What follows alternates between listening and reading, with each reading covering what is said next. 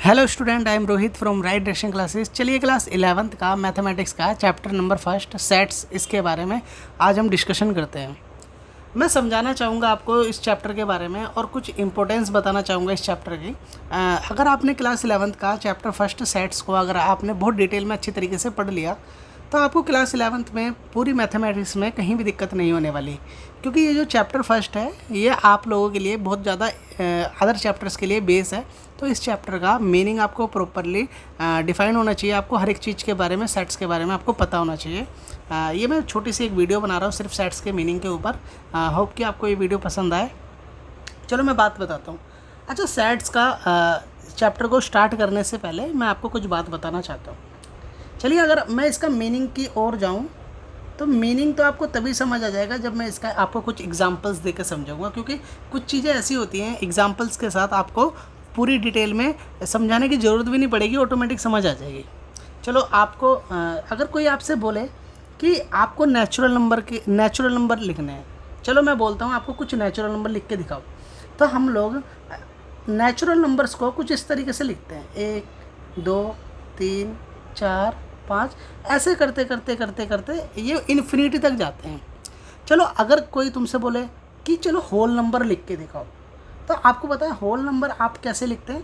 Whole number आप लिखते हैं 0 से स्टार्ट होते हैं, 0 1 2 3 4 5, ऐसे करते करते ये भी इन्फिनिटी तक जाते हैं। अगर आपसे कोई बोले चलो इवन नंबर लिख के दिखाओ, इवन नंबर आप कैसे लिखेंगे? आप इवन नंबर लिखेंगे 2 4 6 8, ऐसे करते करते करते ये भी इन्फिनिटी तक जाते हैं। तो कहने का मतलब ये है, अगर आपसे कोई नेचुरल नंबर लिखने को बोलेगा तो आप जिस तरीके से नेचुरल नंबर को लिख रहे हैं उसी तरीके से आप किसी से भी बोलेंगे नेचुरल नंबर लिखने के लिए, वो भी कुछ इसी तरीके से लिखेगा। ना केवल नेचुरल नंबर की बात है, आप अगर उससे होल नंबर के बारे में बोलेंगे कि होल नंबर लिख के दिखाओ, तो वो होल नंबर की उसकी भी शुरुआत 0 से ही होगी, जब तक कि आप उसको पूरी तरह डिफाइन न करते हैं। तो कहने का मतलब ये है, मैं इसको दोबारा अगेन नीचे लिखता हूँ नेचुरल नंबर को। मैंने n से रिप्रेजेंट करा, n जो है वो नेचुरल नंबर के लिए रिप्रेजेंट किया जाता है। अब मैंने नेचुरल नंबर के अंदर मैंने वही 1 से स्टार्ट होते हैं, 1 2 3 4, ऐसे करते करते करते इन्फिनिटी तक जा रहे हैं। अगर मैं इसमें दोनों साइड ये जो ब्रैकेट है इस तरीके का, इन ब्रैकेट को बोलते हैं हम करली ब्रैकेट्स। इन ब्रैकेट का अगर मैं इसमें इस्तेमाल कर दूं तो ये जो आपका बन के आया है इस समय, इसको हम सेट बोल देंगे। सेट क्या होता है? सेट इसके बारे में अभी मैं डेफिनेशन से आपको बताऊंगा पूरी डिटेल में, लेकिन सेट्स को हम इस तरीके से रिप्रेजेंट करते हैं।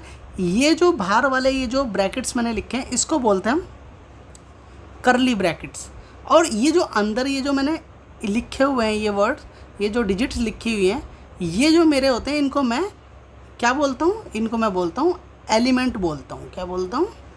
एलिमेंट। एलिमेंट ही बोल सकता हूँ या मैं मेंबर भी बोल सकता हूँ। ठीक इसी प्रकार से अगर आपको कोई होल नंबर लिखने को बोलेगा तो आप होल नंबर भी कुछ इस तरीके से लिख देंगे, 0 1 2 3, ऐसे करते करते। अगर आप इसमें अभी तक ये होल नंबर है, अगर आप इसके दोनों ओर ऐसे करके करली ब्रैकेट्स लगा दें तो ये आपका होल नंबर का एक सेट बन के आ जाएगा, जिसमें ये करली ब्रैकेट होता है और ये जो होते हैं ये मेंबर्स या एलिमेंट्स होते हैं। याद रखना, सेट को लिखने के लिए आपको किसी भी सेट को रिप्रेजेंट करना है तो आप यहाँ पर कैपिटल लेटर से इस्तेमाल करेंगे। ये जो होना चाहिए हमेशा कैपिटल लेटर होना चाहिए सेट्स को बताने के लिए। और अंदर अगर कोई भी अगर आपने अल्फ़ाबेट अगर आप सेट के अंदर लिखना चाहते हैं, जैसे मैंने एग्जांपल लिया, आपको सेट ए लिख दिया मैंने, सेट ए में मैंने लिखा 1 2 3 4, है ना? या अगर मैंने अल्फ़ाबेट का इस्तेमाल करा ऐसे करके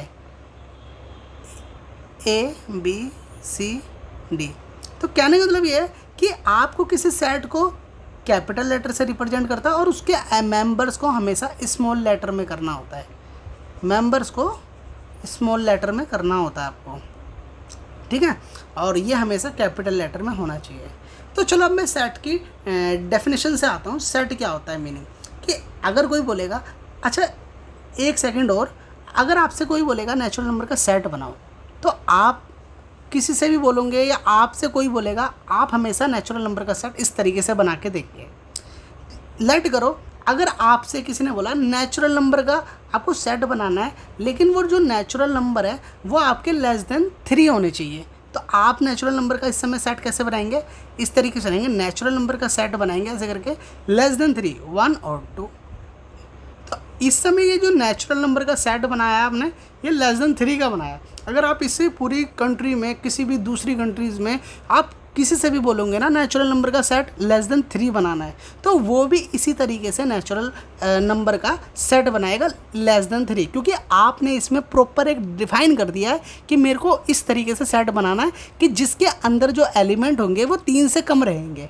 ठीक है, तो अब चलो, अब मैं क्योंकि ये मैंने बेसिक से कुछ एग्जांपल्स आपको समझाए, अब इस एग्जांपल्स के बिहाफ पे मैं आपको डेफिनेशन बताता हूँ इसकी।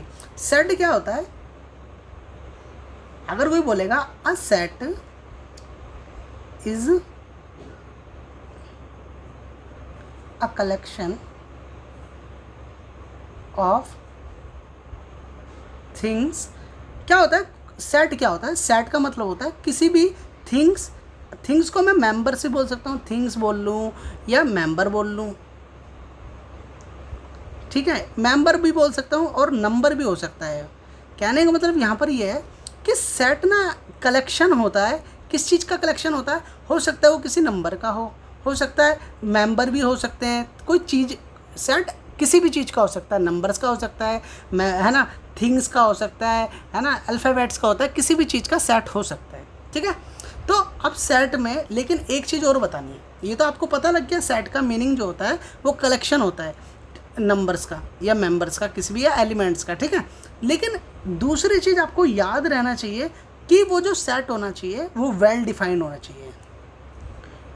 सेट तभी माना जाता है जब वो वेल डिफाइंड होता है। वेल डिफाइंड का यहाँ पर मीनिंग होता है कि अगर आपसे किसी ने नेचुरल नंबर बोला कि आपने नेचुरल नंबर का एक सेट बनाना है, तो आप नेचुरल नंबर का सेट आप इसी तरीके से तो बनाएंगे, आप इसी तरीके से बनाएंगे।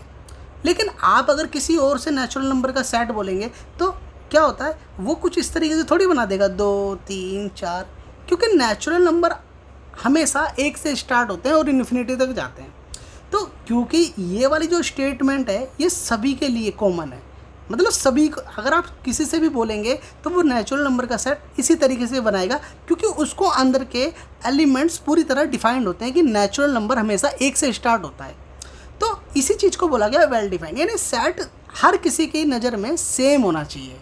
ठीक है, तो सेट के जो एलिमेंट्स होते हैं वो आपके वेल डिफाइंड होने चाहिए, हर लोगों की नज़र में सेम होने चाहिए। ठीक है, और अगर सेट के बारे में और चीज़ बताऊं तो सेट को हमेशा करली ब्रैकेट में रिप्रेजेंट करते हैं। तो इसमें याद रखना,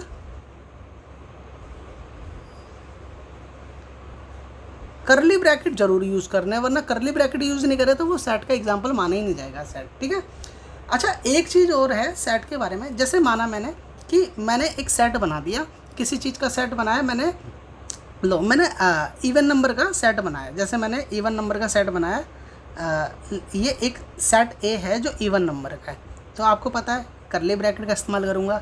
इवन नंबर 2, 4, 6, 8, ये मैंने सेट बनाया इवन नंबर का। ठीक है, अब मैंने क्या बोला कि ये जो मेरे अंदर के जो ये एलिमेंट है, जैसे मेरा एलिमेंट ये 2 है, ये जो क्या मेरा ये जो एलिमेंट है ये उस सेट से, मतलब उस सेट में है। अगर उस सेट में है तो इसको मैं क्या करूँगा कि इसको मैं इस तरीके से बोलूँगा कि सेट जो ये आपका एलिमेंट 2 है वो बिलोंग कर रहा है आपका सेट ए से। यानी अगर अंदर के एलिमेंट उसी सेट से बिलोंग करते हैं तो कुछ इस तरीके का साइन बनाते हैं। ये बिलोंग का साइन होता है कि जो एलिमेंट 2 है वो सेट ए के अंदर बिलोंग्स कर रहा है। जैसे अगर मैं बोलूँ कि 4 जो है वो बिलोंग्स कर रहा है सेट ए को, अगर इन केस जैसे अगर मैं बोल दूँ लो जो 3 है क्या वो बिलोंग कर रहा है, क्या वो 3 जो एलिमेंट है वो सेट ए में है, तो आपको भी पता है यहाँ पर कोई 3 दिख ही नहीं रहा है, तो जो 3 है वो सेट ए में नहीं है, तो मैं कह दूंगा कि element 3 is not belonging to A. तो यानी जो एलिमेंट 3 है वो सेट ए में बिलोंग नहीं कर रहा है। ठीक है, तो इस तरीके से ये रिप्रेजेंट करते हैं। अगर कोई एलिमेंट बिलोंग्स करता है सेट से तो इस तरीके से रिप्रेजेंट करते हैं, अगर नहीं करता है बिलोंग्स तो बिलोंग्स के ऊपर ऐसे करके कांटा सा मार देते हैं। तो होप कि आपको ये वीडियो समझ आई होगी। अगर आपको हमारी वीडियो समझ आए तो लाइक और शेयर सब्सक्राइब ज़रूर कीजिए चैनल को। Thanks for watching this video.